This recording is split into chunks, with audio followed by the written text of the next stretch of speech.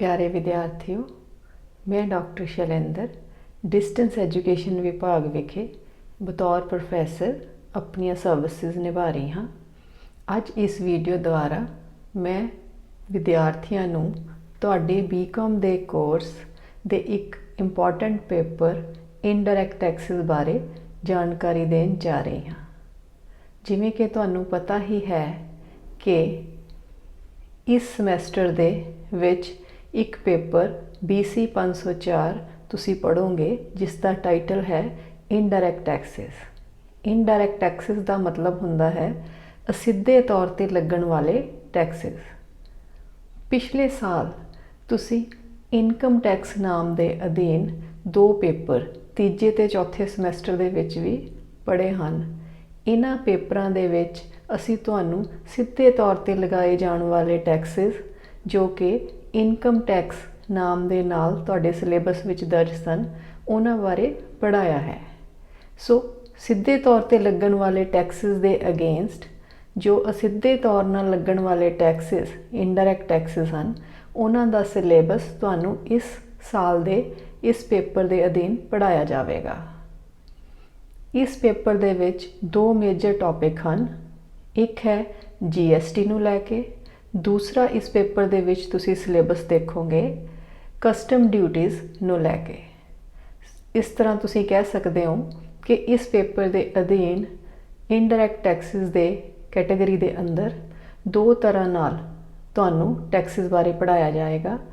एक GST दे दायरे विच आउण वाले इनडायरैक्ट टैक्सेस अते दूसरा जो कस्टम ड्यूटी दे नाम दे नाल लगाए जाने वाले टैक्सेस हैं। विद्यार्थियों, साल 2017 तो पहला जिहड़े भी टैक्सेस इनडायरैक्ट टैक्सेस की कैटेगरी के अधीन लगाए जाते सन उन्हां दे विचों बहुते टैक्सेस नूं मेजर रिफॉर्म करते हुए इंडियन गवर्नमेंट ने GST एक्ट के अधीन कंसीडर करके GST एक्ट के नाल लगाना शुरू कर दिता है। तुसी इस सिलेबस दे विच यूनिट 1 दे विच पढ़ोगे कि GST का मतलब है गुड्स अते सर्विसेज टैक्स। गुड्स दे उत्ते लगन वाले टैक्स ते सर्विसेज दे उत्ते लगन वाले टैक्स। सपोज तुसी कोई चीज़ खरीदते हो जां तुसी कोई सर्विस लैंदे हो तो उस सर्विस दे उत्ते जां उन्हां चीज़ां दे उत्ते असिधे रूप दे विच तुहानूं टैक्सेस का बोझ चलना पएगा। मेरा कहण तो मतलब है कि जो भी कीमत उन्हां चीज़ां दी जां उन्हां सर्विसेज दी होएगी उन्हां दी कीमत दे विच टैक्सेस दे रूप दे विच गौरमेंट नूं जाण वाली एक अमाउंट भी जमा की जाएगी, जिस करके आपां उन्हां नूं असिधे तौर पर लगन वाले टैक्सेस बोलते हाँ। क्योंकि वो टैक्सेस पे तो सैलर ने करने हुंदे ने गवर्नमेंट नूं, पर उन्हां दा जो बोझ है वो कस्टमर्स ने पे करना हुंदा है। इस तरह तुसी कह सकते हो कि इनडायरैक्ट टैक्सेस का मतलब है दूजे शब्दों दे विच कंजम्पशन बेस्ड टैक्सेस। साडी कंजम्पशन ते लगन वाले टैक्सेस जो भी असी कंज्यूम करते हैं प्रोडक्ट्स के रूप दे विच जां सर्विसेज के रूप दे विच उन्हां दे अधीन आने वालियां मेजर जो नाम ना लगन वाले मेजर टैक्सेस ने वो हुण GST के अधीन कंसीडर किए गए हैं। यूनिट 1 दे विच GST दे नाल जुड़े हुए टॉपिक्स तुहानूं पढ़ाए जाणगे। सो जिस तरह इत्थे पहला मैं तुहानूं ये दसना जरूरी समझदी हाँ कि 2017 तो पहला किहड़े-किहड़े टैक्सेस सन जो हुण GST के अधीन इकट्ठे किए गए हैं।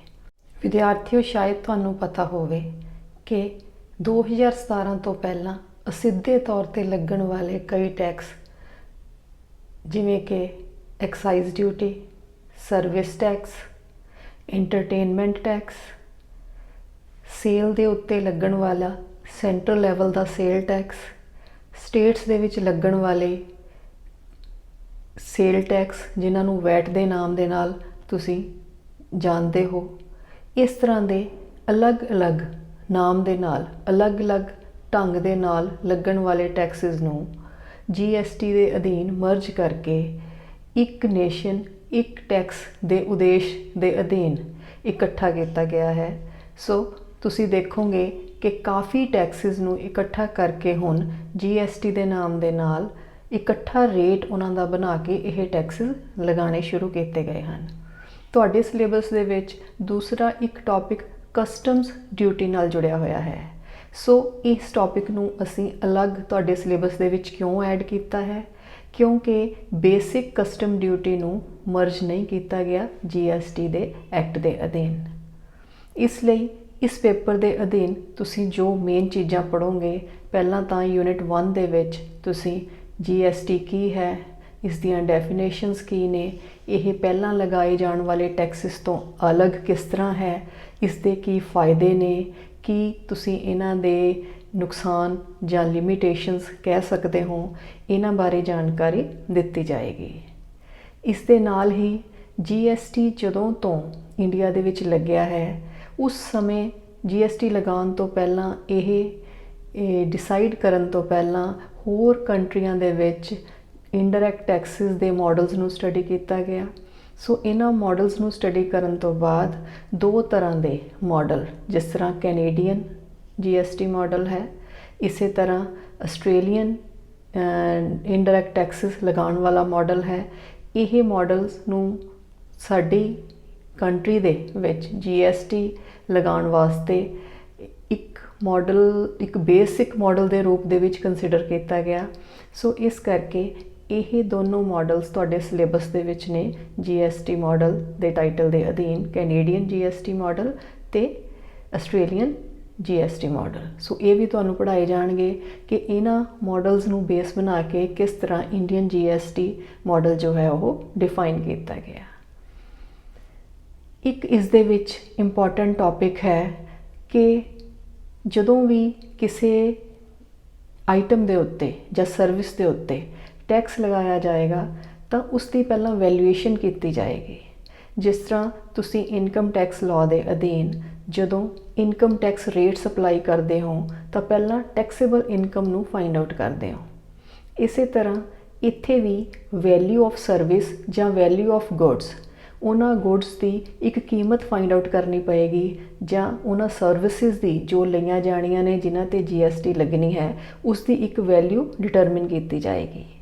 ਫਿਰ ਉਸ ਵੈਲਿਊ ਦੇ ਉੱਤੇ ਜੋ ਹੈ GST ਰੇਟ ਸਪਲਾਈ ਹੋ ਕੇ GST ਟੈਕਸ ਦੀ ਅਮਾਊਂਟ ਜੋ ਹੈ ਉਸ ਨੂੰ ਕੈਲਕੂਲੇਟ ਕੀਤਾ ਜਾਏਗਾ। ਸੋ ਇਸ ਚੀਜ਼ ਨੂੰ ਕੈਲਕੂਲੇਟ ਕਰਨ ਵਾਸਤੇ ਤੁਹਾਨੂੰ ਦੋ ਮੇਨ ਆਸਪੈਕਟਸ ਦੀ ਜ਼ਰੂਰਤ ਪੈਂਦੀ ਹੈ।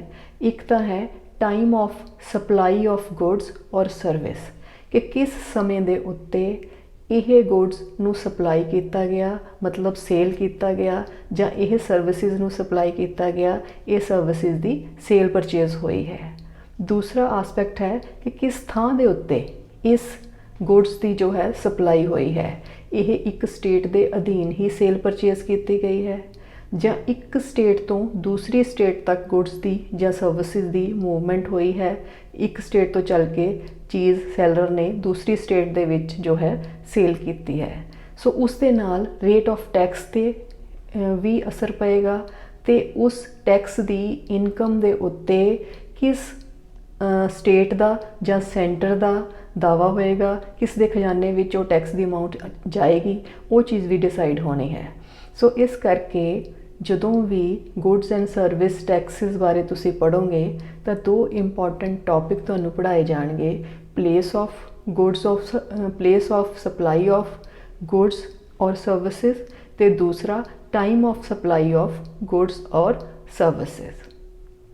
ਸੋ ਇਸ ਸਮੇਂ ਤੋਂ ਇਹਨਾਂ ਦੋ ਆਸਪੈਕਟਸ ਦੇ ਨਾਲ ਜੋ ਹੈ ਬੇਸ ਬਣਾ ਕੇ ਵੈਲਿਊ ਆਫ ਸਪਲਾਈ ਜੋ ਹੈ ਉਹ ਕੈਲਕੂਲੇਟ ਕੀਤੀ ਜਾਏਗੀ। ਇੱਥੇ ਮੇਰਾ ਸਪਲਾਈ ਤੋਂ ਮਤਲਬ ਹੈ ਸੇਲ ਪਰਚੇਜ਼, ਕਿਉਂਕਿ ਸਪਲਾਈ ਟਰਮ ਟੈਕਨੀਕਲੀ ਅਸੀਂ ਇਸ ਲਾਅ ਦੇ ਅੰਦਰ ਪੜ੍ਹਾਉਂਦੇ ਹੋਏ ਯੂਜ਼ ਕਰਦੇ ਹਾਂ।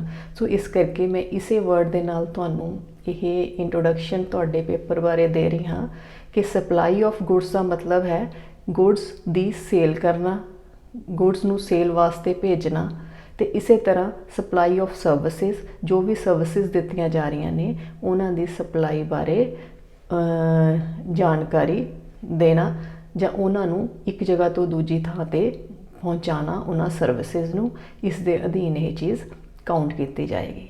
ਸੋ ਇਸ ਤਰ੍ਹਾਂ ਇਸ ਯੂਨਿਟ 1 ਦੇ ਵਿੱਚ इस तरह के टॉपिक तुसी पढ़ोगे कि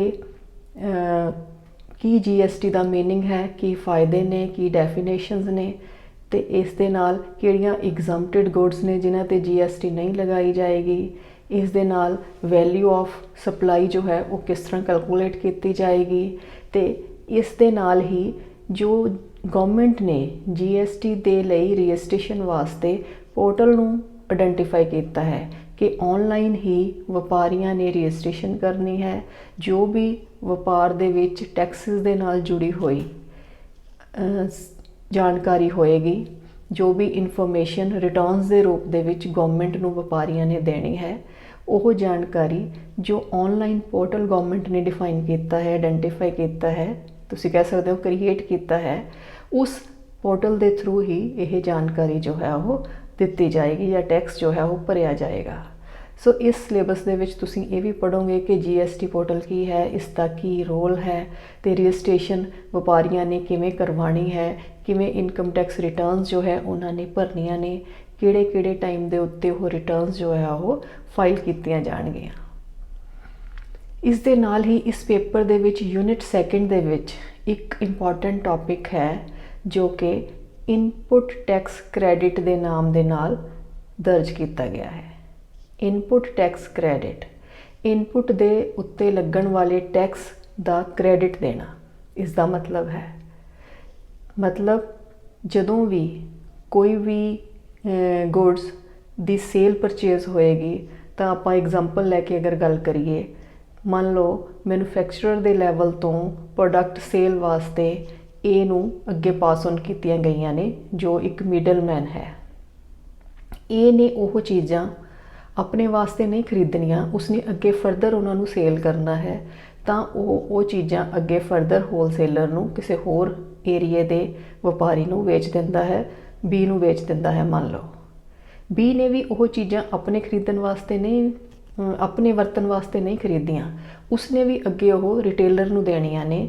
मान लो उसने सी नूं वो चीज़ां अगे रिटेलर नूं देनियां ने। सी ने वो चीज़ां अपने वरतन वास्ते नहीं खरीदियां, अपने यूज़ वास्ते नहीं खरीदियां। सी ने वो आइटम्स जो है वो अल्टीमेट कंज्यूमर, फाइनल कंज्यूमर नूं वेचण वास्ते खरीदियां ने। सो मान लो वो अगे फाइनल कंज्यूमर नूं वो चीज़ सेल कर दिंदा है। इस तरह तुसी देखोगे कि इस ट्रांजैक्शन दे विच 3-4 परसन जो है वो इनवॉल्व होंदे ने। एक मैन्युफैक्चरर, विच मिडलमैन जो मैन्युफैक्चरर तो चीज़ लैके अगे अल्टीमेट कंज्यूमर तक वो चीज़ नूं भेजते हैं। जिस तरह मैं पहला भी कहा है कि इनडायरैक्ट टैक्सिस का मतलब है कंज्यूमर्स के उत्ते लगन वाला टैक्स। फाइनली कंजम्पशनस बेस्ड टैक्स है, ये कंजम्पशन नाल जुड़िया होया टैक्स है। असी क्यों ये टैक्स पे करते हैं? क्योंकि असी गुड्स नूं कंज्यूम कर रहे हैं या सर्विसिज नूं असी कंज्यूम कर रहे हैं। सो इस प्रिंसीपल अधीन गुड्स एंड सर्विस टैक्स जो है वो फाइनली कंज्यूमर ने ही पे करना है। जो बाकी दे यह प्रोडक्ट्स नूं सप्लाई करने वाले परसन ने, उन्हां दी यह कोई टैक्स लाइबिलिटी नहीं बनती। इसका एक्चुअल बोझ जो है वो कंज्यूमर दे उत्ते जाएगा। इसलिए जो भी मिडलमैन परसन मैन्युफैक्चरर है जो प्रोडक्ट्स या सर्विसिज दे रहे हैं, उन्होंने अगर यह प्रोडक्ट्स बनाने के समय के उत्ते या सप्लाई करन दे टाइम तक इन्हां दी उत्ते कोई टैक्स पे किया है जिसनों इनपुट टैक्स कहा जाता है, तो वो टैक्स यह वापस ले सकते हैं। कंज्यूमर ने फाइनली बोझ इसका झलना है। सो जो कंज्यूमर की प्राइस पूरी पे हो जाएगी तो जो भी एक्सट्रा टैक्स इन्हां मैन्युफैक्चरर्स के थ्रू या कंज्यूमर रस्ते या मिडलमैनस के थ्रू पे किया जाएगा, वो टैक्स ये वापस ले सकते हैं, जिसनों इनपुट टैक्स क्रेडिट के नाम के नाल GST लॉ के अंदर दर्ज किया गया है। सो यह सारी की विधि है किस तरह इनपुट टैक्स जो है वो क्रेडिट उसका लैके व्यापारी उसनों फरदर अपनी सेल परचेज दे विच यूज़ कर सकते हैं। ये सारा तुहानूं यूनिट सैकेंड दे विच इस पेपर के सिलेबस के अधीन पढ़ाया जाएगा। सो इसलिए यह तुहाडे सिलेबस का एक मेजर टॉपिक है इनपुट टैक्स क्रेडिट। इस दे नाल अकाउंट्स किवें मेनटेन करने ने GST नाल जुड़े हुए, पेमेंट किवें कीती जाएगी, उसके किहड़े रजिस्टर बननगे, किहड़े ऑनलाइन अकाउंट्स बननगे, किहड़ियां ऑनलाइन एंट्रीज होणगियां, ये सारा भी पढ़ाया जाएगा। अगर कोई GST टैक्स पे नहीं करता तो की पेनल्टीज़ बनदियां ने, की ऑफेंसिस बनते हैं, इन्हां बारे तुहानूं इस पेपर दे विच दस्सिया जाएगा। जिस तरह मैं कहा है कि कई टैक्सिस तो पुराना पहला लगन वाले टैक्सिस तो GST दे विच मर्ज कर दिते गए ने, GST दे विच ऐड कर दिते गए ने, पर कई टैक्सिस नूं GST दे विचों अजे भी अलग ही रखा गया है। उन्हां दे उत्ते सारियां स्टेट्स की कॉमन जो है वो राय नहीं बनी, तो वो टैक्सिस जो ने वो अलग तो लग रहे ने। उन्हां टैक्सिस दे विचों इलैक्ट्रीसिटी दे उत्ते लगन वाला टैक्स, वहीकल्स दे उत्ते पे किया जाण वाला टैक्स, ये भी अपने अलग तो लग रहे ने। प्रोफैशनल टैक्स है, इन्हां नूं भी अलग तो लगाया जा रहा है।